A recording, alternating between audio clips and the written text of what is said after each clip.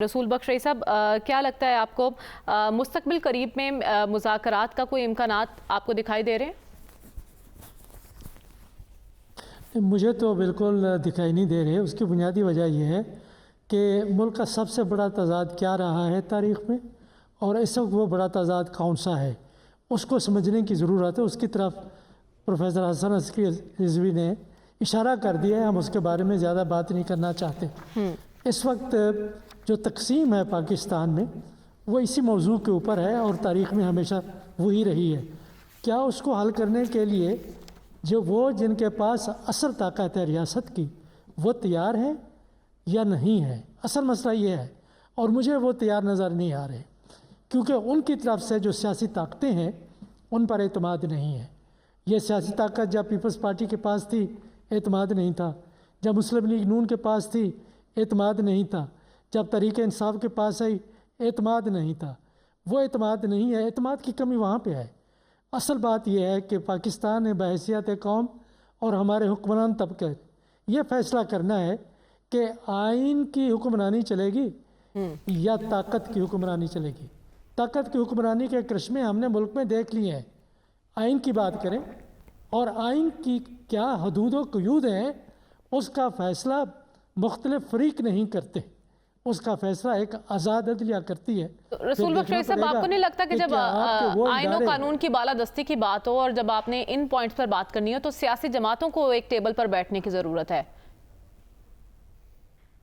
جی بالکل ضرورت ہے کہ سیاسی جماعتیں اگر آپس میں ہم آہنگ ہوں، اصول طے کر لیں، اور جس طریقے سے کہ ہم نے دیکھا لاطینی امریکہ میں جب ملٹری گورنمنٹ سے سویلین گورنمنٹ کی بالادستی قائم ہوئی تو اس میں کئی پیٹرنز ہیں، اور ایک بڑا پیٹرن یہ ہے کہ تمام سیاسی طاقتیں لیفٹ کی، رائٹ کی، سینٹر کی، سب اکٹھے ہو گئی کہ یہ 4-5 اصول ہیں۔ اور اس وقت بھی ضرورت اس بات کی ہے کہ اگر بات کرنی ہے اس بات پہ نہیں کہ الیکشن جائز تھے ناجائز تھے، ہو گئے نہ ہو گئے، اب کیا کرنا چاہیے۔ 4 باتیں ہیں جن کے اوپر بات کرنی چاہیے تمام جماعتوں کو، حکومت میں ہیں اور جو حکومت کے باہر ہیں۔ پہلی بات آزاد عدلیہ، دوسری بات آزاد الیکشن کمیشن، تیسری بات کہ فوج اور اسٹیبلشمنٹ کی مداخلت نہیں ہوگی، چوتھی بات کہ ایک احتساب کا شفاف عمل ہوگا، قانون کی حکمرانی ہوگی، سب اس کے تابع آئیں گے۔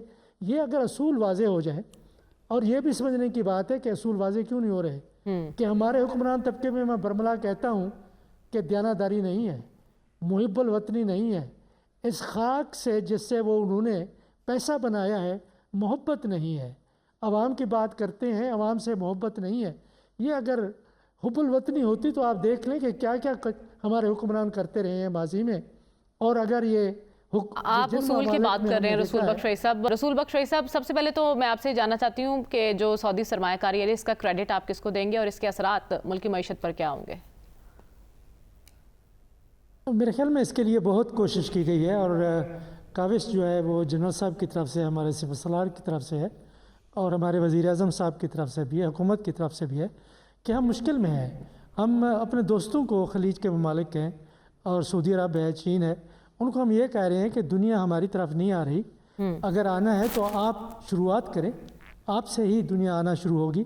کہ پاکستان میں سرمایہ کاری اب ہم سفارتی تعلقات کو بہتر کر کے ان کو جو ہماری دوستی ہے تاریخی طور پر، جو ہمارے رشتے ہیں، ان کا ہم حوالہ دے رہے ہیں، اور اس کی بنیاد پر ہم ایک انسینٹیوز دینے کی کوشش کر رہے ہیں سعودی عرب کو اور خلیج کے ممالک کو اور چین کو کہ آپ ہی تو آئیں، آپ تو سرمایہ کاری کریں۔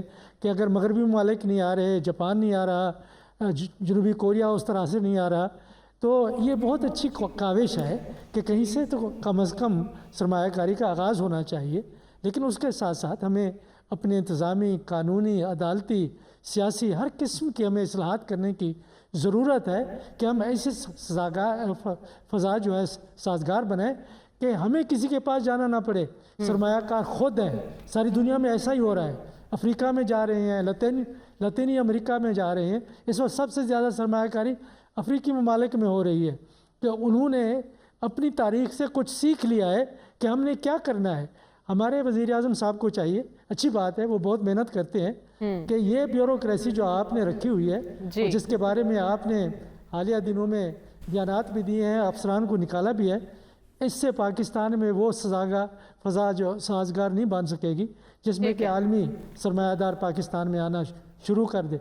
इस्लाहात ले आए, आप स्टील मिल को प्राइवेटाइज़ करें, PIA को प्राइवेटाइज़ करें, आप जो आपकी दीगर स्टेट एंटिटीज़ हैं उनको प्राइवेटाइज़ करें।